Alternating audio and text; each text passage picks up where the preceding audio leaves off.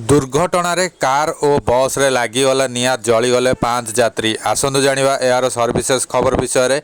मथुरार Jamuna express way रे एक भयंकर दुर्घटना घटी 5 जनकर जीवन चली जाइछि। कार रे जाउथबा 5 जन जाक यात्री दुर्घटनार सम्मुखीन हेबा पर कारटी जली जिबारु जीवंत दग्ध हो जाइछन्ति।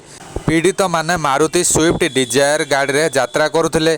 कारटी आगे जाउथबा बस टी को पछुआ धक्का देबा फल निआ लगी जाइथिला। फल कार रे थिबा समस्त यात्री जली जाइथिले। खबरु प्रकाश जे प्रथमे बस रो चक पंक्चर हो जिबारु ड्राइवर नियंत्रण हराई बसिथिले। तापरे बस टी जाई डिवाइडर रे पिटी होई गला। सेही समय रे पछपटु आसुथिबा कारटी बस रे पिटी होई जाइथिला। दुर्घटना पर पुलिस एवं अग्निशम बाहिनी टीम घटनास्थल रे पहुंचीचंती।